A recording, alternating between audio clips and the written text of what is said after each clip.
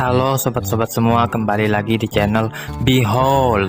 Kali ini saya akan melanjutkan merangkum alur cerita film Pokemon Black and White Rival Destiny.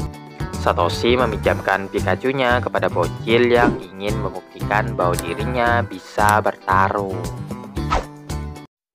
Saat Satoshi dan kawan-kawan sedang dalam perjalanan menuju kota berikutnya, tiba-tiba saja muncul Krokorok yang menghadang. Krokorok melancarkan crunch yang untungnya Pikachu sempat menghindarinya. Iris menyadari ini adalah Sandil yang sering mengganggu di episode-episode sebelumnya dan kini telah berevolusi. Satoshi lalu menanyakan apa yang Krokorok inginkan. Ternyata selama ini Krokorok selalu mengikuti kemanapun mereka pergi. Ketika ditanya alasannya, Krokorok itu ingin bertarung lagi dengan Pikachu. Satoshi tentu saja senang diajak bertarung. Ia pun memerintahkan Pikachu Iron Tail, yang mana Krokorok menggunakan Dig untuk mengatasi serangan tersebut. Krokorok muncul di belakang Pikachu bersiap dengan Crunch, tapi Pikachu juga bisa menghindar. Krokorok lanjut dengan Stone Edge, sementara Pikachu mengcounternya dengan Electro Ball. Kedua serangan berbenturan yang mengakibatkan Pikachu dan Krokorok terbang ke langit-langit. Pikachu meluncur ke bawah bukit dan berakhir di tangan seorang bocil yang juga tak sengaja disetrumnya. Nick mengamati Pikachu dan menyangkanya sebagai spesies baru karena memang Pikachu jarang ditemukan di Unova. Nick yakin pasti Pikachu ini adalah bentuk evolusi sebelum Zekrom, karena Pikachu juga bisa mengeluarkan petir dari langit. Pikachu mencoba menjelaskan, tetapi bocil itu terlalu bersemangat dan tidak mengerti apa yang ia ucapkan. Nick lalu memohon agar Pikachu mau menjadi temannya. Kemudian ia menunjukkan Pikachu kepada teman-temannya. Dengan bangganya ia bilang Pikachu adalah Zekrom. Tapi salah satu temannya mengatakan itu adalah Pikachu, Pokemon yang berasal dari Kanto. Mereka lalu mengajak Nick bertarung, namun Nick menolaknya karena disuruh ibunya pulang. Sementara itu, Satoshi dan kawan-kawan memanggil-manggil Pikachu. Mereka bertemu dengan Krokorok lagi, yang kebetulan sedang mencari Pikachu juga. Mereka pun mengikuti Krokorok yang bisa melacak Pikachu. Saat Nick sedang mengobrol dengan Pikachu, ia dihampiri Satoshi dan kawan-kawan, yang lega karena telah menemukan Pikachu. Meskipun begitu, Nick memohon agar Satoshi mau meminjamkan Pikachu-nya untuk digunakan bertarung melawan teman-temannya. Ceritanya pada saat itu Glenn dan Ten sedang mengadakan Pokemon Battle. Karena Nick tidak punya Pokemon, ia tidak boleh ikut bertarung. Di saat sedang jalan-jalan, Nick bertemu dengan Pikachu dan berharap ia bisa membungkam teman-temannya yang meremehkannya tadi. Setelah mendengarkan ceritanya, Satoshi mau meminjamkan Pikachu-nya kepada Nick. Tapi sebelum itu, Nick harus berlatih lebih dulu. Maka mereka pun mengadakan latihan dengan Krokorok sebagai lawan bertarungnya. Satoshi mengingatkan Krokorok untuk jangan terlalu keras karena Nick masih bocil. Sedangkan Iris berada di samping Nick untuk mensupportnya. Nick memerintahkan Pikachu Thunderbolt, serangan yang tidak efektif untuk tipe ground seperti Krokorok. Memahami tipe-tipe Pokemon sangatlah penting ketika bertarung, kata Dan. Nick mencoba dengan memerintahkan Pikachu Quick Attack. Nick sempat teralihkan, namun Iris dan Pikachu mengingatkan bahwa mereka masih dalam pertarungan dan tidak boleh lengah sedikit pun. Sekarang giliran Satoshi yang balik menyerang, yang memerintahkan Krokorok Dig. Nick bertindak cepat dengan memerintahkan Pikachu Iron Tail. Serangan telak mengenai kacamata Krokorok. Tanpa kacamatanya itu, Pokemon itu sangat penakut sekali. Begitu Krokorok mendapatkan kacamatanya, ia berubah menjadi ganas dan berniat menghabisi Pikachu. Satoshi pun mengganti Krokorok dengan Tepi. Beberapa saat kemudian latihan telah selesai. Dan menurut pengamatan Dan, Nick sangat cepat memahami, walaupun baru pertama kali bertarung. Di sisi lain, Glenn dan Ten telah menyelesaikan pertarungannya juga. Glenn yang masih penasaran ingin bertarung dengan Pikachu yang dibawa Nick. Ia lalu memerintahkan Ten untuk membawa Pokemon-Pokemon yang lebih kuat yang akan digunakan untuk bertarung. Satoshi memberi sedikit nasihat kepada Nick bahwa yang paling terpenting bagi seorang trainer adalah hubungan antara dirinya dan Pokemonnya. Glenn tiba dan menanyakan apa yang dilakukan Nick. Nick mengatakan ia sedang latihan agar bisa mengalahkan Glenn. Singkat cerita, mereka mengadakan pertarungan dan membawakan Pokemon yang kuat sesuai perintah. Sementara Nick dibantu Krokorok agar bisa mengadakan double battle.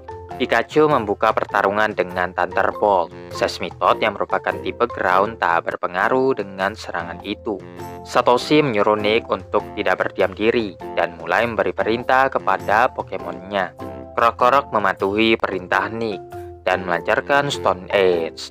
Glenn dan Ten bertengkar karena mereka berdua tidak mengerti cara Pokemon Battle yang benar. Nick memanfaatkan kesempatan itu dengan mengkombo move Pikachu dan Krokorok. Hasilnya ialah yang memenangkan pertarungan.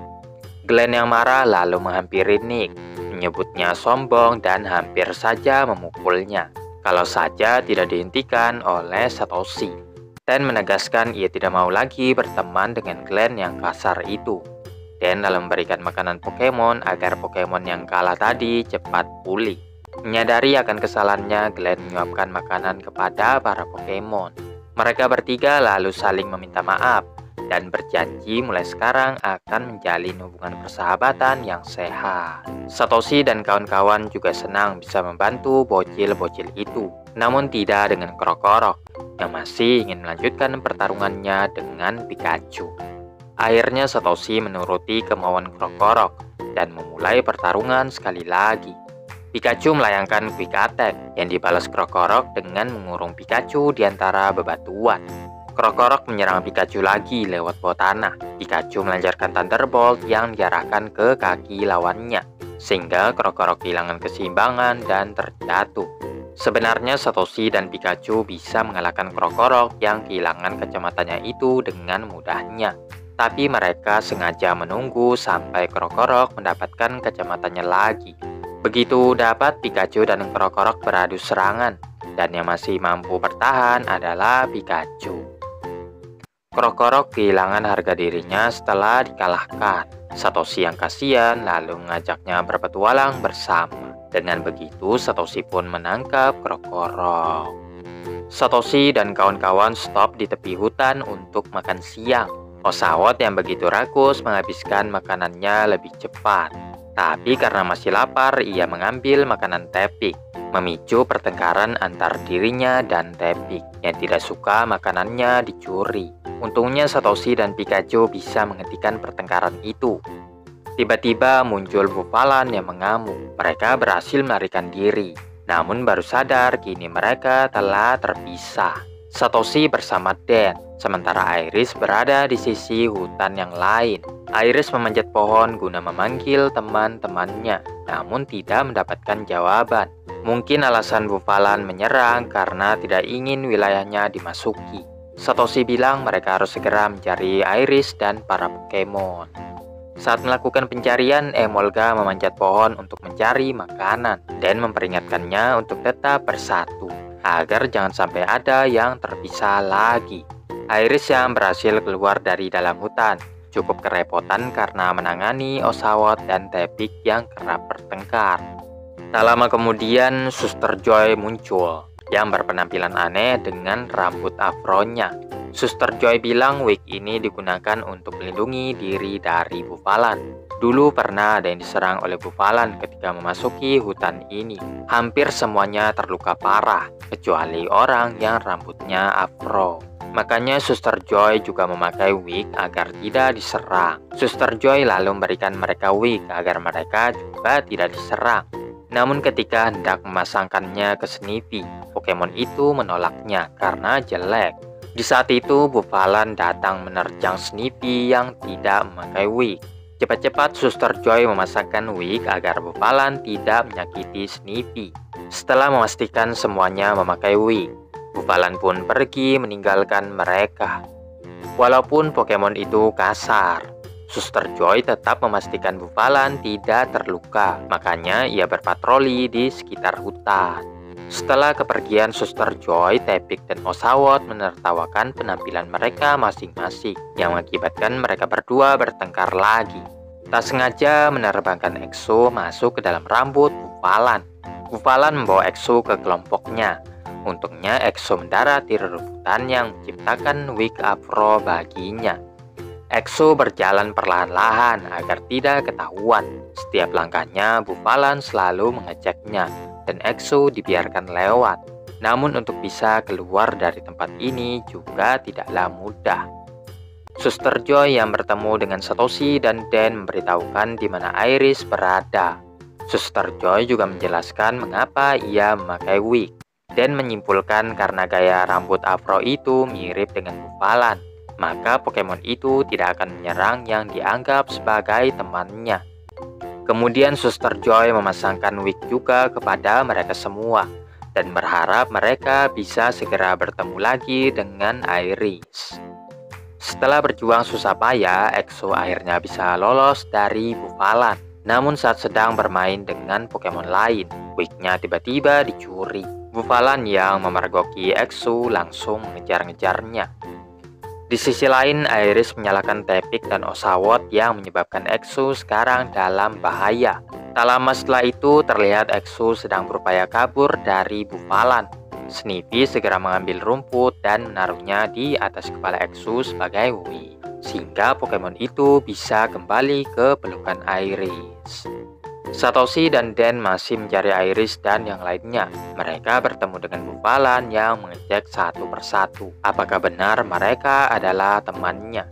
Setelah cukup yakin, Buffalan pun berlalu pergi. Beralih lagi ke Iris yang melihat ada Buffalan yang terluka. Iris segera mencari bahan untuk ramuan. Ia memanjat sebuah tebing tapi tidak bisa mencapainya, dan Iris pun terjatuh. Para Pokemon berunding tentang cara mengambil tanaman yang ada di atas sana. Hasilnya Snippy mengayunkan Tepik dan Oshawott. Setelah itu Tepik mendorong Oshawott hingga mendekati tanaman, dan Oshawott berhasil mengambilnya. Bukan hanya itu, Tepik dan Oshawott pun juga berbaikan lagi. Iris meracik ramuannya dan mengoleskannya ke bagian yang terluka, lalu membungkus kaki Buffalan dengan perban. Tidak lupa ia juga memberikan beri supaya Buffalan cepat sembuh. Sebaiknya Buffalan jangan bergerak dulu. Iris akan kembali setelah ia menemukan teman-temannya. Tapi di tengah-tengah perjalanan mereka dikejar-kejar Buffalan lagi karena tidak memakai wig. Para Pokemon memasang badan melindungi Iris. Namun Iris mengatakan serahkan saja semua kepadanya. Iris mencoba meyakinkan bahwa mereka tidak berniat mengganggu sama sekali. Mereka hanya tersesat di dalam hutan. Buffalan tidak peduli dan tetap menabrak Iris, hingga rambutnya berantakan membentuk gaya afro. Oleh karena itu, Buffalan berganti target ke para Pokemon. Sebelum pertarungan dimulai, Buffalan yang terluka datang, mengatakan untuk tidak melukai teman-temannya karena merekalah yang telah merawatnya. Kemudian Buffalan mengantarkan Iris sampai bertemu lagi dengan teman-temannya. Satoshi dan yang lainnya kagum karena Iris bisa menjinakkan Pokemon yang kasar itu. Satoshi dan kawan-kawan mencapai jembatan berkat arahan dari Buffalan. Ketika sampai di seberang, mereka melihat ada papan peringatan tentang Buffalan. Di situ mereka bertemu lagi dengan Suster Joy. Mereka menyerahkan wig yang dipinjamkan tadi. Iris meminta maaf karena ada sebagian yang hilang. Suster Joy bilang tidak apa-apa karena masih ada banyak di Pokemon Center. Dengan terselesaikannya masalah, kini mereka bisa melanjutkan ke kota berikutnya.